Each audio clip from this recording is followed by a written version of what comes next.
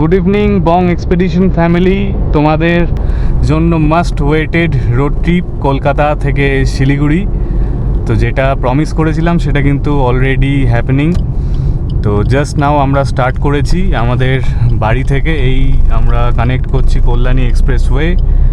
তো এখান থেকে সোজা আমরা যাব হচ্ছে কল্যাণীতে আমাদের সাথে আরও একজন জয়েন করবে। পিছনে মা বাবা রয়েছে আর পাশে রয়েছে গার্গী।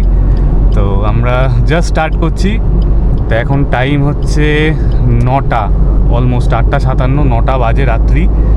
তো যাওয়ার জন্য আমরা এই সময়টাকেই চুজ করলাম আর কি, কারণ এই সময়টা মানে প্রথম কথা হচ্ছে যে এখন যে মানে পরিমাণে গরম এবং রোদ্দুর, তো দিনের বেলাটা আমরা অ্যাভয়েড করছি, রাত্রিবেলা ড্রাইভটাই প্রেফার করছি। তো সেই কারণেই এই টাইমটা একটু আগে বেরোলে হয়তো ভালো হতো, 6টা-7টা নাগাদ, কিন্তু ঠিক আছে, একটু মানে বিশেষ কিছু কারণের জন্য আমরা একটু পিছিয়েছি টাইমটাকে। তো চলো দেখা যাক কতটা যাওয়া যায়। ইচ্ছে আছে তো সকালের মধ্যে শিলিগুড়ি ঢুকে যাব। তো আমি কিন্তু ট্রিপ মিটার এখানে 0 করেই দিয়েছি অলরেডি। 2 কিলোমিটার গাড়ি চলে গেছে আমার বাড়ি থেকে। আর এই হচ্ছে সেই বোর্ডটা, দেখতেই পাচ্ছ তোমরা। এই বোর্ডটার থেকে কিন্তু সোজা চলে যাচ্ছে জাগুলি যাওয়ার যে ব্রিজটা, নতুন কনস্ট্রাকশন ব্রিজটা। আগে লেফট সাইড দিয়ে যেতে হতো, এখন আর লেফট সাইডে যেতে হয় না, এখন যেতে হয় হচ্ছে সোজা। তো আমরা অলমোস্ট চলে এসেছি হাই রোডের কানেক্টারে। তো এমসের রাস্তাটা দিয়ে জাস্ট এমস ক্রস করলাম। তো এইবার লেফট সাইড নিয়ে নেব আমরা টুয়ার্ডস মালদা। তো ফার্স্ট আমাদের টোল প্লাজা যেটা পড়বে সেটা হচ্ছে আইসপুর টোল প্লাজা। এই হচ্ছে মেন কানেক্টর। এখান থেকে লেফট সাইড, এইটা তো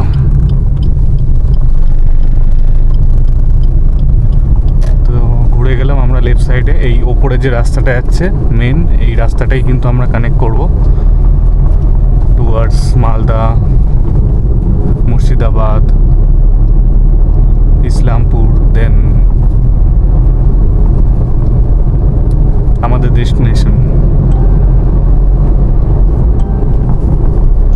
আর এবার কিন্তু ফাস্ট্যাগের জন্য যেটা মানে টোটাল আমাদের যে রাস্তাটা এখান থেকে মানাবাড়ি অবধি আমাদের প্ল্যান রয়েছে।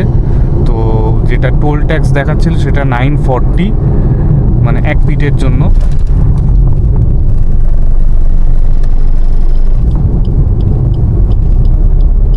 তো আসা যাওয়া মিলে মোটামুটি 1800-1900 টাকা মতো টোল লাগতো। তো সেই জন্য আমি ঠিক করলাম যে এবার আর ওরকমভাবে খুচরো টোল না ভরে এবার রাজমার্গ যাত্রাটা ভরে নেওয়া যাক, অ্যানুয়াল পাসটা। তো সেই হিসাবে আমরা অ্যানুয়াল পাস কিন্তু ভরে নিয়েছি এবার। আর অ্যানুয়াল পাসের সুবিধা হচ্ছে যে যারা এরকম ফ্রিকুয়েন্টলি ট্রাভেল করে তো তাদের জন্য 1 বছর টাইম থাকে, তার মধ্যে যে কোনো ন্যাশনাল হাইওয়ে তোমরা 200টা টোল এরকম পাস করতে পারো। তা 200টা মানে অনেক আর কি। এই জাস্ট আমরা চলে এলাম আইসপুর টোল প্লাজা। তো এইবার দেখার ব্যাপার হচ্ছে আমার অ্যানুয়াল পাস থেকে এটা কাটে কি না, কারণ এটা ন্যাশনাল হাইওয়ের মধ্যেই পড়ে। আর প্লাস ফাস্ট্যাগে আমি 500 টাকা মতো ভরে রেখেছি, যদি কোনো স্টেট হাইওয়ে রাস্তায় পড়ে। তো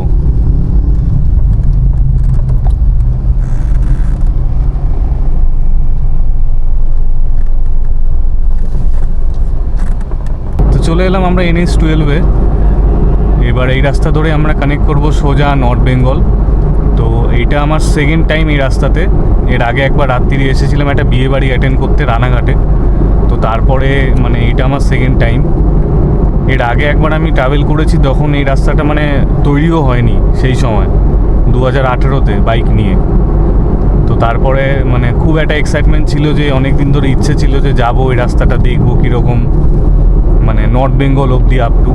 না সেকেন্ড না, এটা আমাদের থার্ড টাইম, কারণ আমরা মায়াপুর গেছিলাম তো। এটা হ্যাঁ, এটা আমাদের থার্ড টাইম হবে তাহলে।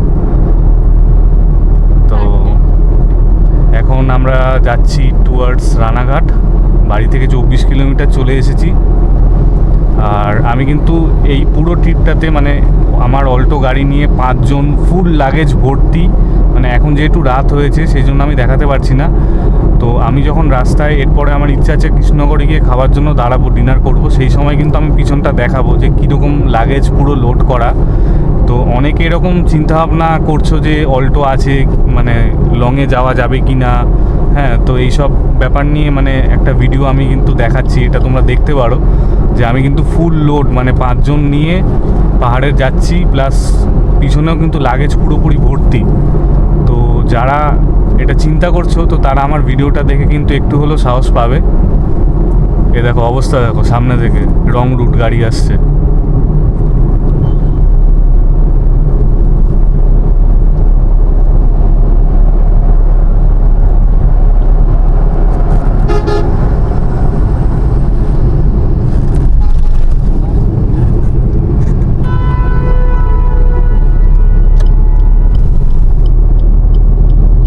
এই রাস্তায় কিন্তু এই রাত্রিবেলাটায় কিন্তু মেন মানে প্রবলেম বলবো না ঠিক, এই রাস্তাতে রাত্রিবেলায় মেনলি হচ্ছে মানে বাসগুলো, যে লংয়ের বাসগুলো যেগুলো নর্থ বেঙ্গল যায়, তো সেই বাসগুলো কিন্তু এখানে থাকবে। তো এদেরকে একটু রাস্তা ছেড়ে দিতে হবে, কারণ এরা অলমোস্ট 95 to 100 চলে।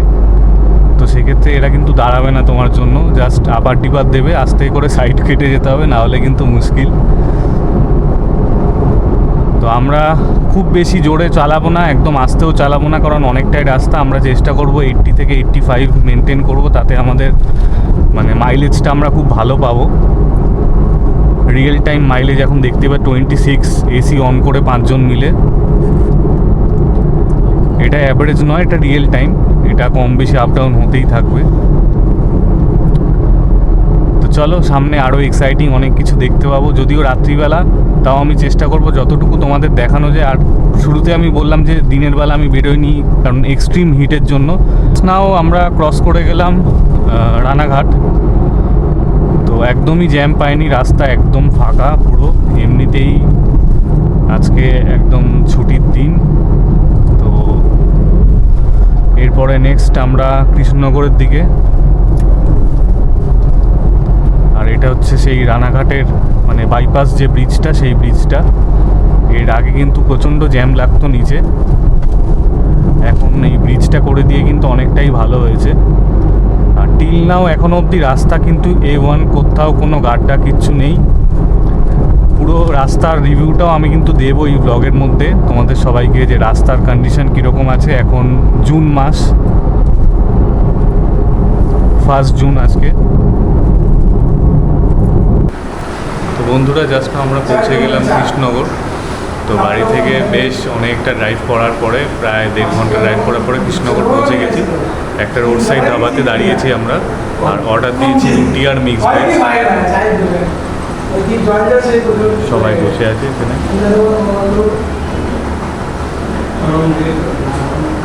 আর এখানে দেখো সব বাসগুলো কিন্তু লং রুটের বাসগুলো দাঁড়াচ্ছে, আর আমাদের গাড়ি ঠিক ও পাশটাতে পার্ক রয়েছে। তো এই যে আমি বলেছিলাম যে আমি রাজমার্গ যাত্রা ভরেছি, তো এইটা হচ্ছে সেই রাজমার্গ যাত্রার ড্যাশবোর্ডটা। দেখো এখানে 200 ছিল, তো 199 লেফট দেখাচ্ছে। তো অলরেডি আমরা আইসপুর টোল প্লাজাটা যেহেতু পেরিয়েছি, তো একটা টোল কিন্তু কেটে গেছে, তো এটা এখন 199 দেখাচ্ছে। তো এইখানে আমরা দাঁড়িয়ে পড়েছি কৃষ্ণনগরে। এখানে আমরা আজকে রাত্রিবেলা ডিনারটা করলাম, এটা হচ্ছে রুটি আর মিক্স ভেজ। আর এই দেখো আমাদের গাড়ি, এখন অবধি কিন্তু দুর্দান্ত সার্ভিস দিচ্ছে, 5 জন মিলে ফুল লাগেজ লোড। এখন অবধি 23 করে মাইলেজ দিচ্ছে। 23 ভাবা যায়, একটা মানে 4 হুইলার 23 এসি অন করে 5 জনে এত সুপার মাইলেজ, মানে জাস্ট কান্ট ইম্যাজিন ইয়ার। আর এদিকে দেখো, এই হচ্ছে NH12।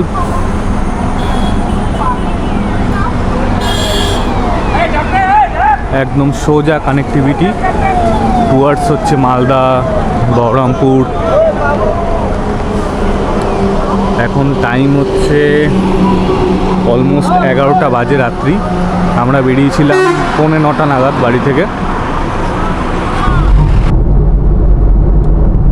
সো বন্ধুরা, এখন টাইম হয়ে গেছে 11:30। আমরা বাড়ি থেকে প্রায় 120 কিলোমিটার চলে এসেছি। আর লেফট সাইডে রয়েছে বেথুয়াডাউরি ফরেস্ট। রাতের অন্ধকারে দেখা যাবে না, বাট মানে ম্যাপে আমি দেখতে পাচ্ছি যে ফরেস্ট দেখাচ্ছে বেথুয়াডাউরি। তো এখনও অবধি কিন্তু জার্নি খুবই স্মুথ ছিল, কোনো প্রবলেম হয়নি, একদম রাস্তাঘাট ফাঁকা। রাত্রিবেলা যেহেতু বেরিয়েছি, মানে একদম স্মুথ ড্রাইভ হচ্ছে, সেরকম কোনো প্রবলেম নেই। রাস্তা ফাঁকা, প্লাস হচ্ছে সেরকম গরম নেই, রোদ্দুর তো নেই একদম, সেই জন্যই রাত্রিবেলা বেরোনো। আর প্লাস এই কারণে গাড়িটাও বেশ মানে বেশ ভালোই চলছে আর কি। আর এসিটাও বেশ দারুণ ঠান্ডা হচ্ছে, কারণ এই গরমের যে হালকা ভাবটা সেটা নেই। আমরা ডিনার করে ফেলেছি, আর মালদা এখান থেকে হয়তো আর ঘন্টা 3-4 হবে। এখন নেক্সট টার্গেট হচ্ছে আমাদের বহরমপুর, টাইমে ঢুকে যাওয়া, তারপরে কিন্তু ফারাক্কা আসবে। আর রোড কন্ডিশন বলতে, road condition overall very good. এখনও অবধি সেরকম মানে খারাপ রাস্তা আমি পাইনি, রাস্তা ঠিকঠাকই রয়েছে এখনও অবধি। তো চলো নেক্সট আপডেট দিচ্ছি। আজকে চলে এলাম আমাদের সেকেন্ড টোল প্লাজাতে। প্রথমটা এসেছিল আয়েশপুর টোল প্লাজা, এটা হচ্ছে সেকেন্ড টোল প্লাজা। এটার নাম কি? Palashi toll plaza. তো রাত বাজে 11:36, আমরা চলে এলাম পলাশি। আমরা কিন্তু বেশ ভালোই মেনটেন করছি।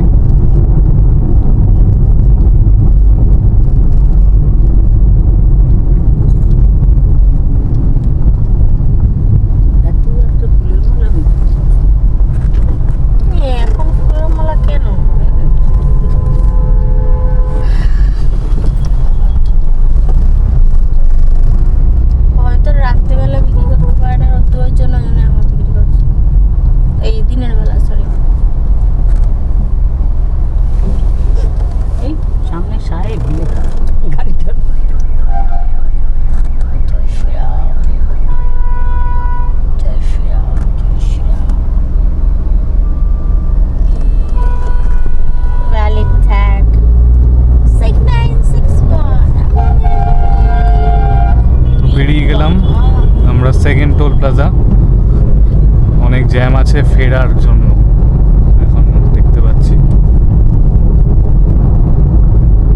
তো একটা ছোট আপডেট, যারা এরকম রাতে হোক বা যখনই হোক তোমরা হাইওয়েতে ট্রাভেল করছো, তাদের যদি লেডিস সঙ্গে থাকে, তাদের একটা কোয়ারিজ থাকে যে মানে ওয়াশরুম কি করবে। তো সেক্ষেত্রে বলে রাখি যে যদি মানে হাইওয়েতে ট্রাভেল করো, সেক্ষেত্রে ওয়াশরুমের 3টে অপশান আছে। একটা হচ্ছে যে টোল প্লাজাতে কিন্তু ওয়াশরুম থাকে, মাস্ট বি, থাকতেই হবে, এবং ক্লিন ওয়াশরুম থাকতে হবে, সেটা গভর্নমেন্ট থেকে NHAI থেকে মানে নিয়ম আছে।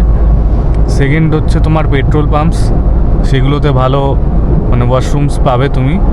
আর থার্ড হচ্ছে তোমার হোটেল বা রেস্টুরেন্টস। তো এই 3টে অপশানস কিন্তু তোমরা পেয়ে যাবে ওয়াশরুমের জন্য।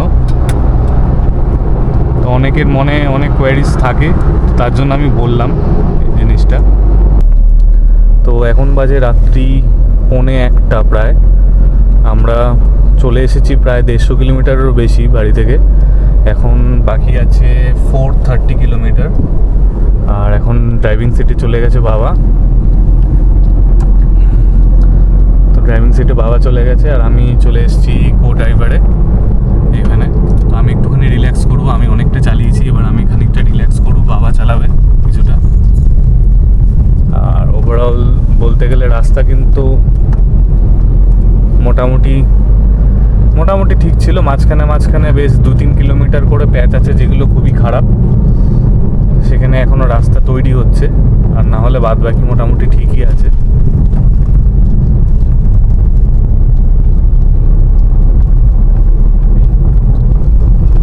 আজকের দিনের আমাদের থার্ড টোল প্লাজা এটা,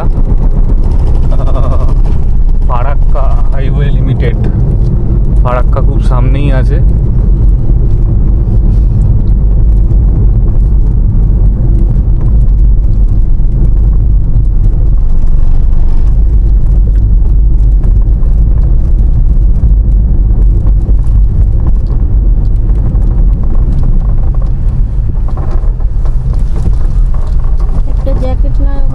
দেখো,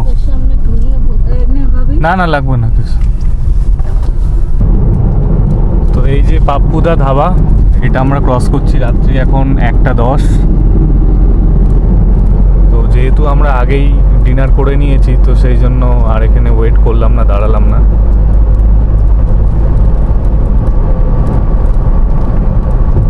আর বাদ বাকি আমাদের ড্রাইভ বেশ ভালোই চলছে। আর দেখো 408 কিলোমিটার আর বাকি। এই সামনেই আসছে ফারাক্কা। দেখো নতুন রুল অনুযায়ী কিন্তু NHAI-তে এরকম ধরনের ব্যারিকেড কিন্তু থাকার কথা নয়, কিন্তু আমরা কিন্তু যখন থেকে মানে ড্রাইভ স্টার্ট করেছি NH-12-এ, তো এরকম কিন্তু মাল্টিপল টাইমস আমরা দেখতে পাচ্ছি যে এরকম ব্যারিকেড রাখা রাস্তার মধ্যেখানে। এরকম কিছু কিছু জায়গায় সরানো আছে, কিন্তু অনেক জায়গায় দেখেছি এরকম ব্যারিকেড রাখা রয়েছে।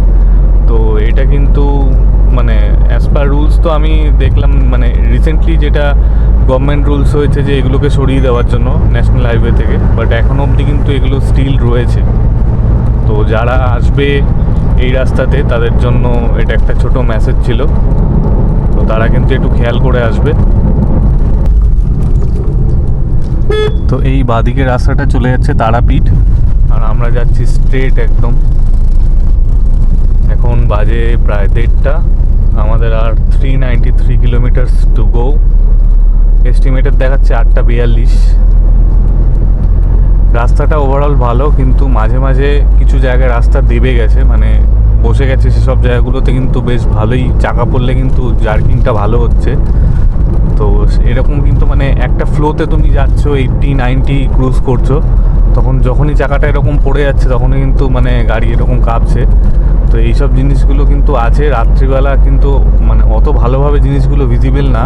যদিও আমরা মানে চেষ্টা করছি যে হাই বিম ছেড়ে আর কি লো বিম চালিয়ে যাওয়ার জন্য, কিন্তু তাহলেও মানে এই গাড্ডাগুলো এতটাই রয়েছে যে আমাদেরকে হাই বিম জ্বালাতেই হচ্ছে, নাহলে ঠিক মানে করা যাচ্ছে না যে কত দূর আছে বা কোথায় আছে জিনিসগুলো।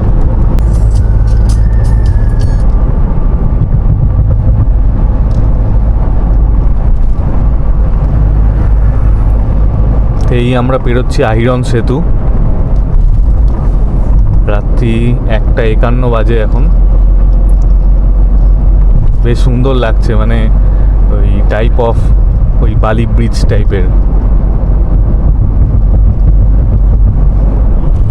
বেশি বড় ছিল না, ছোট, বাট সামনে আসছে ফারাক্কা, হয়তো 30 কিলোমিটারের মধ্যেই হবে। তো এটা আমাদের আজকের 3rd টোল প্লাজা।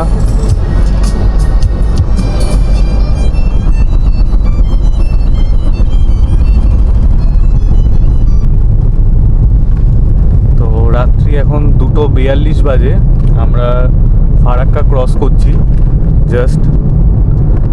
তো পিছনেই ডান দিকে নতুন ফারাক্কা ব্রিজটা আমরা ছেড়ে এলাম, ওখানে এখনও অবধি মানে যাওয়ার পারমিশন নেই এদিক থেকে, মানে কলকাতা থেকে যে গাড়িগুলো যাচ্ছে সেগুলোর পারমিশন নেই। তবে আমি দেখলাম কিছু লরি ওদিক থেকে ফিরছে, তার মানে ফেরারটা হয়তো খুলে দিয়েছে, কিন্তু যাওয়ারটা এখনও অবধি যেতে দিচ্ছে না, আমাদের পুরনো ব্রিজ দিয়ে যেতে হবে।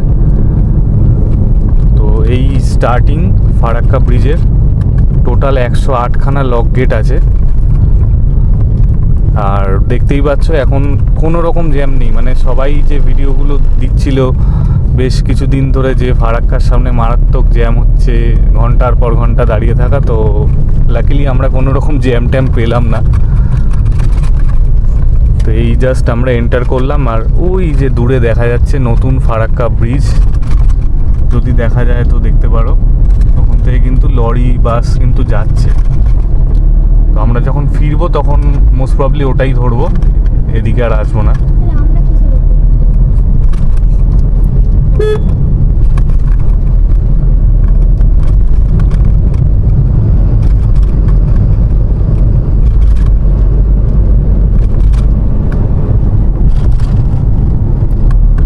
রাত্রিবেলা তাই কিছুই বোঝা যাচ্ছে না, তবে এইগুলো হচ্ছে সব লক গেট এক একটা।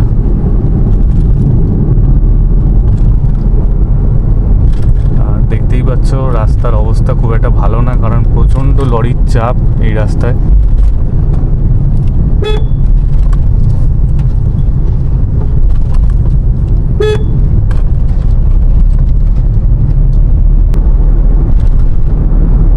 আজকের দিনের 4 নম্বর টোল প্লাজা। এখন রাত্রি বাজে 2:51 আর বাকি হচ্ছে 325 kilometre. Raiganj highway, Farakka Raiganj highway.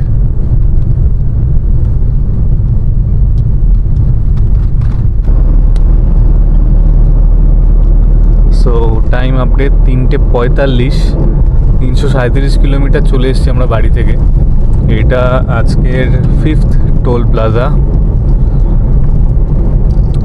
নাম কি বলতে পারবো না, ঠিক দেখতে পাচ্ছি না, ভিড়ভাড় সেরকম নেই, হালকাই আছে। So good morning everyone, 4:36, already 398 kilometre আমরা ড্রাইভ করে চলে এসেছি বাড়ি থেকে টুয়ার্ডস শিলিগুড়ি। তো এটা হচ্ছে আমাদের 6 নম্বর টোল প্লাজা। কি সুন্দর সকাল দেখো, চারিদিকটা মানে হালকা হালকা কুয়াশা রয়েছে, আর ট্রাফিক তো সেরকম কিছুই নেই, ওয়েদারটা বেশ ভালো। আর এই হচ্ছে toll plaza.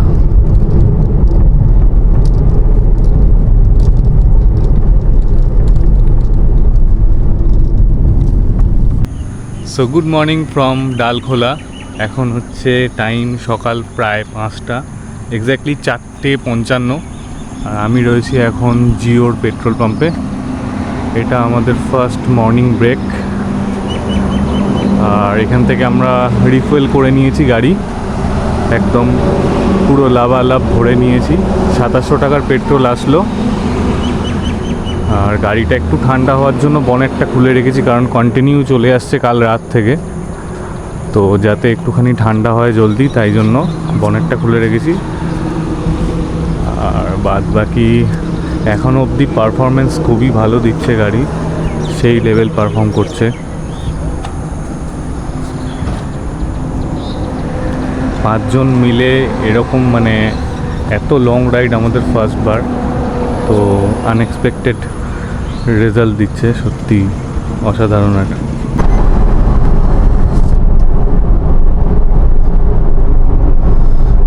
So good morning Dalkhola, exactly Dalkhola না, রায়গঞ্জ বাইপাসের কাছাকাছি এটা।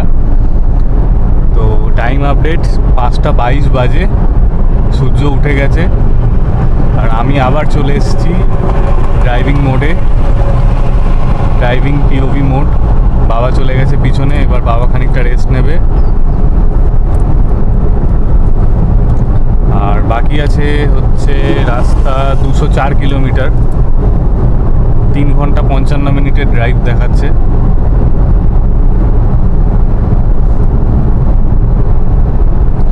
ওয়েদার মোটামুটি ভালোই আছে, বৃষ্টি বাদলা নেই, রোদ্দুরও সেরকম তেজ নেই আপাতত।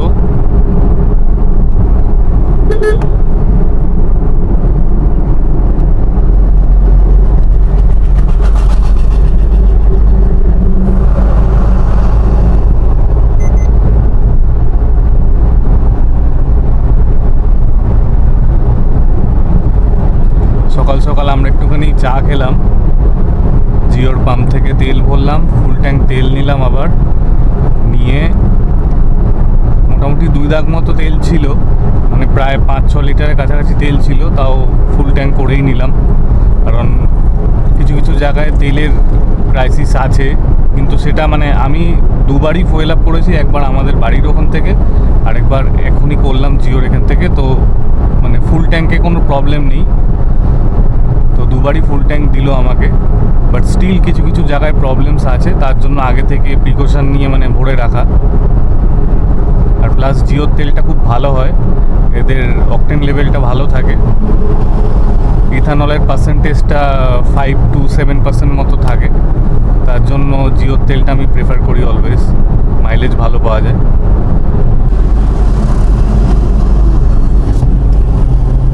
সো বন্ধুরা, আমরা পৌঁছে গেছি ফুলবাড়ি মোড়, অলমোস্ট পৌঁছে গেছি।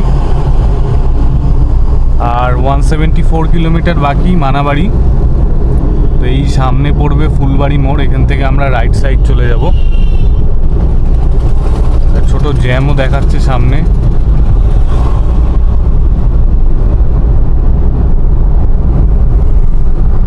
শিলিগুড়ি 127 কিলোমিটার, কিষানগঞ্জ 28।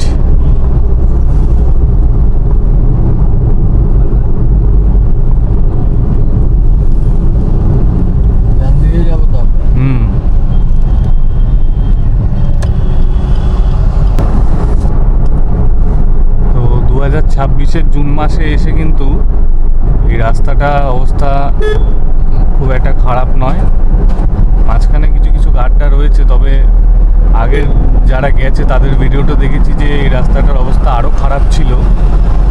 তো এখন মোটামুটি রাস্তাটা চলবার মতো হয়েছে। আর আমরা বেশ রাত্রিবেলা ঠিক টাইম মতো বেরিয়ে ড্রাইভ করতে করতে একদম সকালের মধ্যে পৌঁছে গেছি এখানে। নাহলে সকালবেলা যদি ওখান থেকে বেরোতাম 5টা-6টা নাগাদ, তাহলে এখানে পৌঁছতে পৌঁছতে মোটামুটি বিকেল 5টা বেজে যেত। তো সেই টাইমটা আমরা অনেকটাই পুরোটাই মানে রাতে ড্রাইভ করে কভার করে নিয়েছি। তো চলে এলাম আমরা আজকে 7th টোল প্লাজা।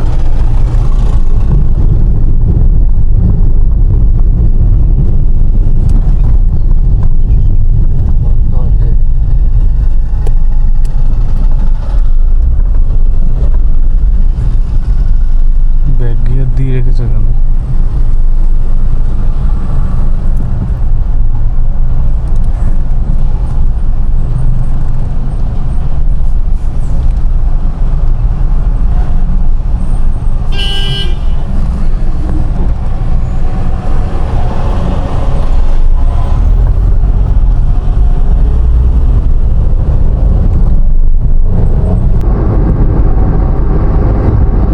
তো আমাদের যাত্রার প্রথম চা বাগান দর্শন শুরু হয়ে গেছে। খুব সুন্দর রাস্তার দুধারে চা বাগান সারি সারি দেখতে পাচ্ছি আমরা। মাঝে মাঝে জঙ্গল চলে আসছে, তবে খুবই সুন্দর লাগছে দেখে। আরও সুন্দর সুন্দর দৃশ্য দেখতে পারবো, যেরকম দেখবো তোমাদের সঙ্গে সব শেয়ার করব। দারুণ রাস্তা। আপাতত সকাল 7:42, 7:45 মতো বাজে। তো আমরা ড্রাইভ করে প্রায় চলে এসেছি বাড়ি থেকে 551 কিলোমিটার চলে এসেছি আমরা ড্রাইভ করে।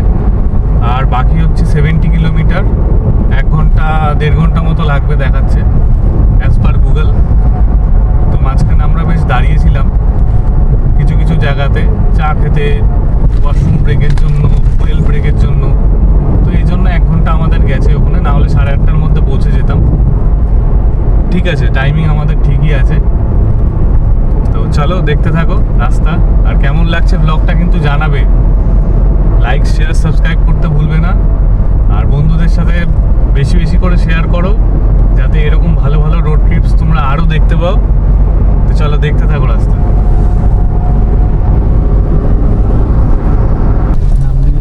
তো বন্ধুরা দেখো, রাস্তাটার অবস্থা খুবই খারাপ আর কি। মানে এটা জাস্ট আমরা গাজলডোবার দিকে ঢুকছি, আর বাদিকে তিস্তার ক্যানালটা রয়েছে। এই রাস্তাটা যথেষ্ট খারাপ অবস্থা, মানে প্রায় 2 ফিট করে করে গাড্ডা। তো যারা আসবে তারা যদি রাতে আসো এই রাস্তাতে, তাহলে কিন্তু খুব সাবধান। আর লোকাল যে প্রশাসন আছে তাকেও দৃষ্টি আকর্ষণ করবো যে এই রাস্তাটা খুব বিজি রাস্তা, ইমিডিয়েট বেসিসে এটাকে ঠিকঠাক করবার ব্যবস্থা করুন। কারণ মানে প্রাইভেট গাড়ি তো ছেড়ে দিন, লরিগুলো অবধি যে অবস্থায় যাচ্ছে, লরি বাসগুলো খুবই খারাপ। জানি না সামনে কতটা এরকম খারাপ পাবো আমরা। ফুল অফরোডিং হচ্ছে, তাও 5 জনকে নিয়ে, সামান নিয়ে, প্লাস লাগেজ। হ্যাঁ।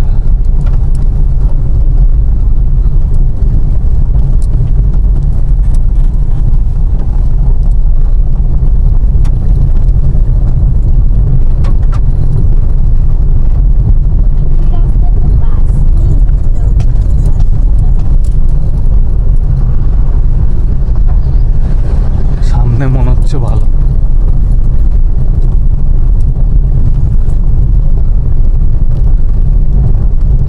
না, সবাই ওইভাবেই যাচ্ছে।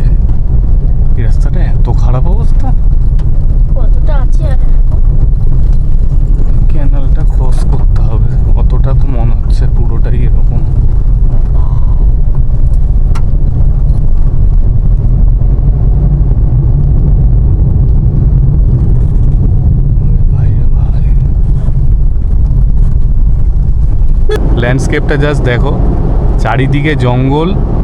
এটা কিন্তু মানে ওই যে গরুমারা যে ফরেস্টটা তারই কিন্তু রেঞ্জ স্টার্ট হয়ে গেছে। দুই সাইডে পুরো জঙ্গল আর মাঝখান দিয়ে রাস্তা, আর বা সাইডে একটা তিস্তার একটা ছোট ক্যানালটাতে এখন সেরকমভাবে জল নেই, কিন্তু যখন জল থাকে তখন কিন্তু সেই দারুণ লাগে আর কি, প্রচুর জল থাকে। তো আমরা এখন রয়েছি গাজলডোবা রোডে। এই হচ্ছে সেই ফেমাস জঙ্গল। 6-7 বছর পুরনো আগেকার স্মৃতি মনে পড়ছে। 2018-তে আমরা লাস্ট এসেছিলাম এখানে, তারপরে আজকে আবার। তো আজকে ডিফারেন্স হচ্ছে আজকে নিজের গাড়ি নিয়ে এসেছি, তখন এসেছিলাম বাইক নিয়ে।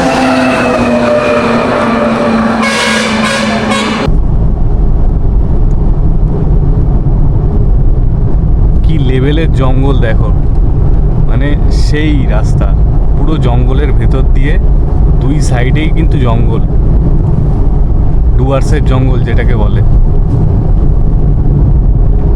পুরো ডুয়ার্সের মতো ভাব। আর একটু আগে আমরা বাইরে দাঁড়িয়ে এক জায়গাতে একটু চা খেলাম, তো এই রাস্তার ওপরে যে টেম্পারেচার সেটা কিন্তু একদম আলাদা, মানে জঙ্গলের মধ্যে একটু নিচে নেমে যাওয়ার ছিল ওই যেখানে চা খেলাম তার ওখান থেকে, মানে অনেক ডিফারেন্স, 5-6 ডিগ্রি মতো কম জঙ্গলের ভিতরে টেম্পারেচার। প্রচণ্ড ঘন জঙ্গল, গাছগুলোর মধ্যে মস গজিয়ে গেছে। এনজয় করো এই রাস্তাটাকে, ড্রাইভটাকে এনজয় করো তোমরা। অনেকেরই মনে ইচ্ছে হয় জানি লংয়ে আসার জন্য, কিন্তু ভয় অনেকে আসে না। বাট আমি বলবো একটু ভয়টাকে জয় করে একবার চলে এসো। একবার যদি করতে পারো লং ড্রাইভ, এটা কিন্তু একটা নেশার মতো থেকে যাবে। দেখো জাস্ট রাস্তা দেখো,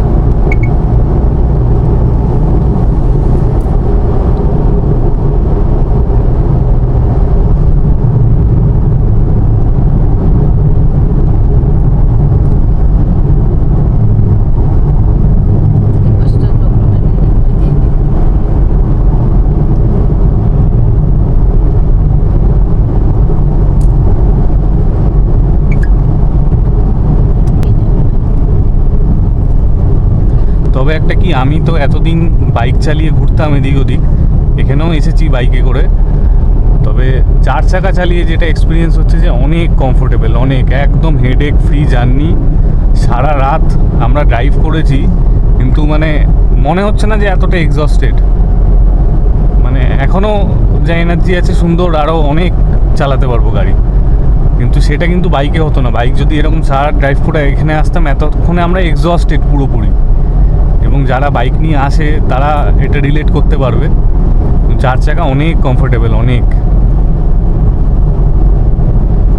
ওফ কি সুন্দর সিনারি দেখো, পুরো সবুজ জঙ্গল, মাঝখান দিয়ে রাস্তা, আর এদিকে তিস্তার ক্যানাল।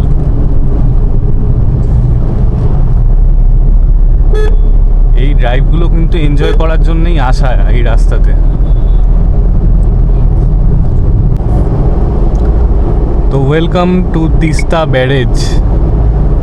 চলে এলাম আমরা তিস্তা ব্যারেজ। এর আগে যখন এসেছিলাম একদম অন্ধকার রাত্রিবেলা, এইবার দেখতে পাবে।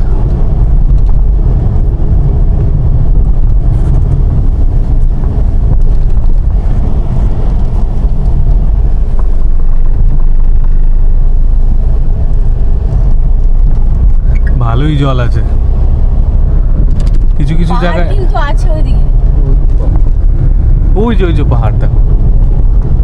ওয়েদারটা খারাপ বলে আমি বললাম না এখান থেকে পাহাড় দেখা যায়।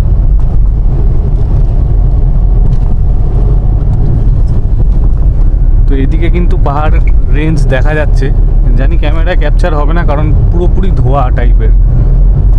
ওয়েদার ক্লিয়ার থাকলে কিন্তু খুব সুন্দর পাহাড় দেখা যায়। ডান দিকে দেখো তিস্তার ব্যারেজ, বেশ ভালো জল আছে কিন্তু এখন।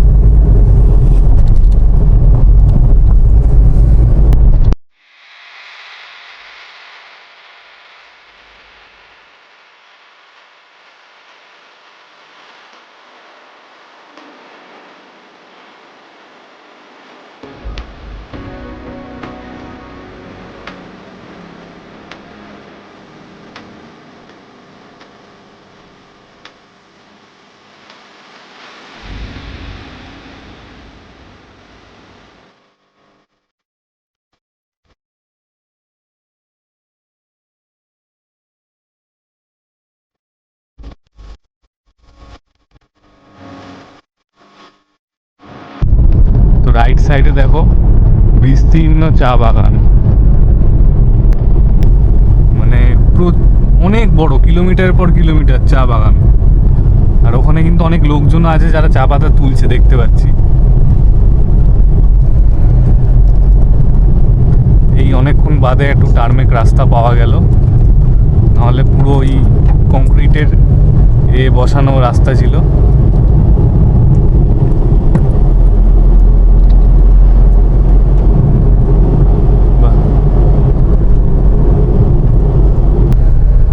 তো বন্ধুরা জাস্ট লেফট সাইডটা দেখো, কি অপূর্ব লাগছে।